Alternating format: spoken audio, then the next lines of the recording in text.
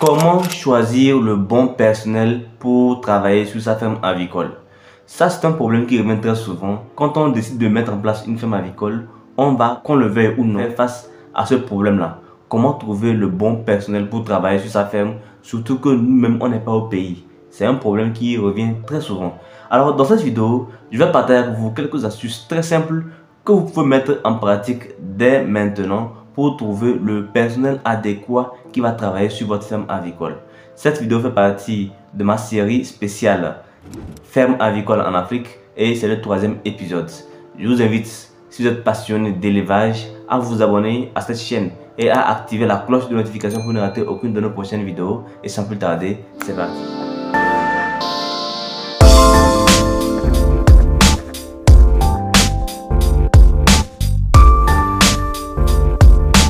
Salut à tous, j'espère que vous allez bien et bienvenue sur la chaîne. Si vous êtes nouveau, je suis Miba Mouzou, technicien agricole, et ici je partage avec vous des conseils et des astuces qui vont vous aider en fait à mieux réussir dans votre activité d'élevage en Afrique.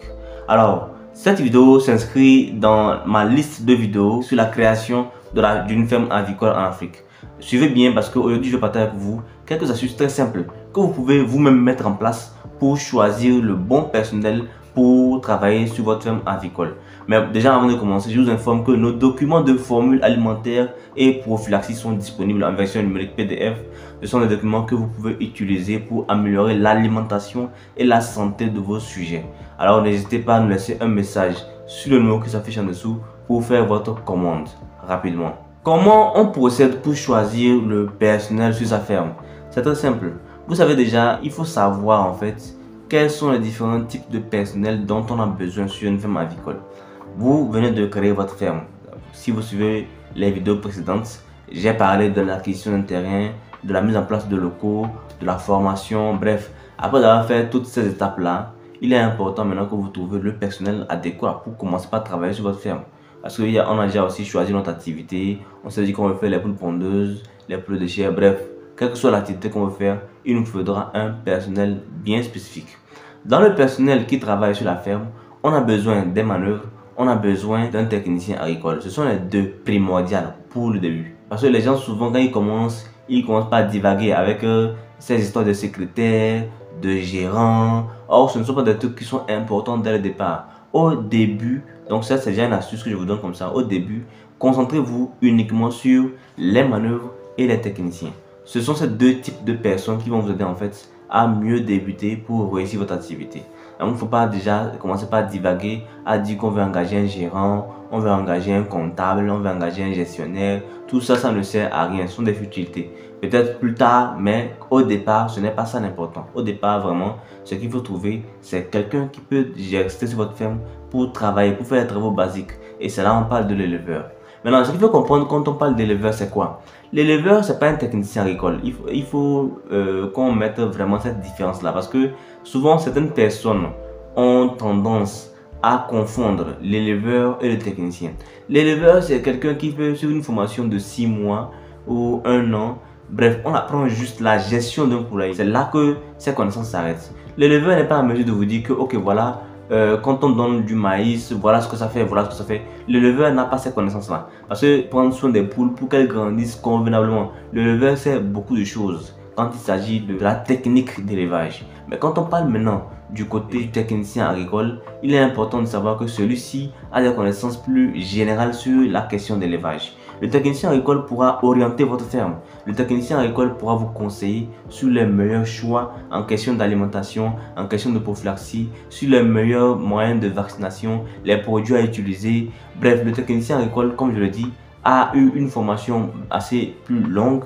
Donc, en fait, ça dépend aussi de l'expérience de la personne, mais généralement, le technicien agricole a plus de connaissances que le technicien agricole. Voilà pourquoi très souvent, sur une ferme, il faut à la fois le technicien et l'éleveur.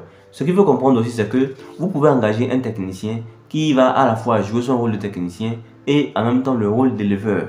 Ça, c'est une chose. Mais l'éleveur ne peut pas jouer le rôle du technicien. Ça, c'est différent.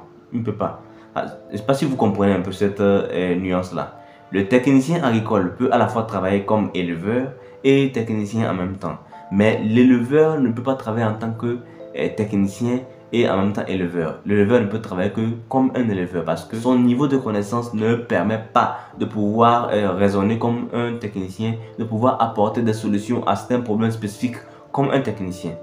Donc quand vous débutez, c'est à vous de voir qu'est-ce qu'il vous faut. Mais généralement, ce que je conseille, c'est que si vous n'avez pas l'argent d'engager un technicien agricole à plein temps, alors engagez d'abord un éleveur. Et maintenant, vous pouvez garder un technicien maintenant qui sera là juste pour les orientations et il viendra de temps en temps. C'est ce que j'ai fait avec nombreuses personnes qui ont des fermes actuellement au Togo ici. C'est-à-dire qu'il y a des gens qui m'ont demandé de faire des suivis réguliers dans leur ferme et je le fais.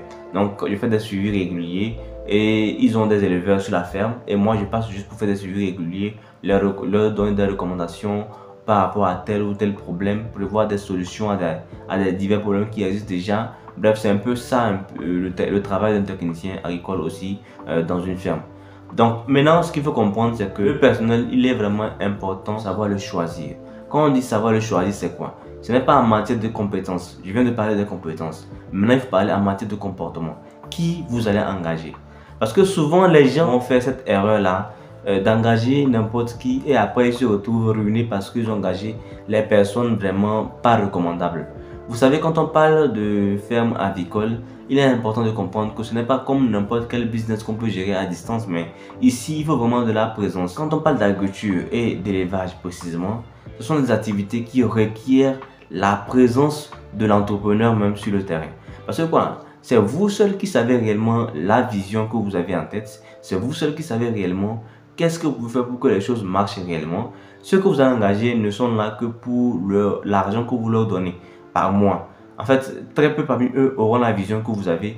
Très peu parmi eux vont vouloir se donner à 100% afin que les résultats puissent vraiment être là. Donc voilà pourquoi il faut que vous aussi vous soyez là. Et c'est dans cette optique qu'il faut être en mesure de choisir de bons employés, donc de bons collaborateurs avec qui vous allez travailler régulièrement. Quand on parle déjà d'éleveur, il faut choisir quelqu'un qui a une bonne morale. Parce que si la personne n'a pas une bonne morale, vous vous rendez compte quand même que après quelques mois d'activité, vous allez vous retrouver avec des pertes pas possibles, des vols par-ci par-là et vous ne comprendrez rien. C'est la même chose pour les techniciens. Les techniciens aussi volent, les techniciens aussi font des détournements dans les fermes.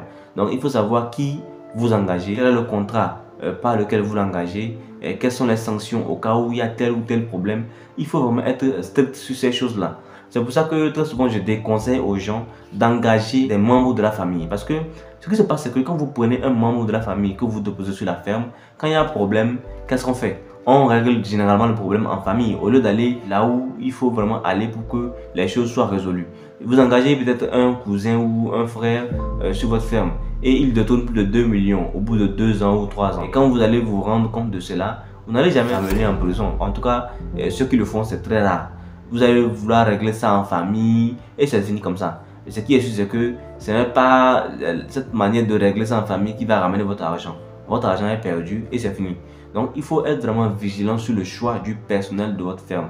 Moi, en tout cas, personnellement, je déconseille d'engager les membres de famille. En tout cas, si vous voulez le faire, il faut être sûr que telle personne, vraiment, on peut la faire confiance. Parce que quand quelqu'un veut gérer quelque chose qui appartient à son frère, c'est autre chose. C'est vrai que dans d'autres pays, ça marche. Par exemple, quand on prend le cas des Libanais, ils font des business en famille et ça marche plutôt très bien. Mais chez nous ici, ce n'est pas le cas, c'est différent. La mentalité n'est pas la même. Chez nous ici, lorsqu'on gère quelque chose qui appartient à son frère, on a tendance à minimiser les dégâts. Donc, à ne pas vraiment considérer les choses telles qu'elles sont, alors que c'est énormément de choses qu'il faut considérer si on veut atteindre le succès. Alors, donc j'espère que les petits conseils que je viens de partager avec vous vont vous aider vraiment dans le choix du personnel adéquat pour votre ferme. Il est important de savoir que le personnel va vraiment vous aider à réussir votre activité. Ça, c'est très important. Quand on commence une ferme et que déjà on veut commencer avec 1000 sujets, 2000 sujets, il faut un personnel. Souvent, certaines personnes se disent que non, je peux tout faire, c'est le début, je peux tout faire.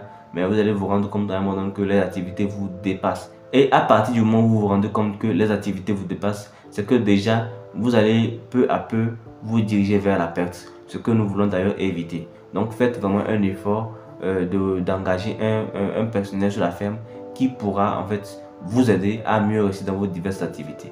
Alors si vous avez aimé la vidéo, likez, partagez afin que d'autres personnes puissent en profiter. N'oubliez pas de vous abonner et d'activer la cloche de notification pour ne rater aucune de nos prochaines vidéos. Et sans plus tarder, on se dit à la prochaine dans une vidéo qui sera encore plus positive.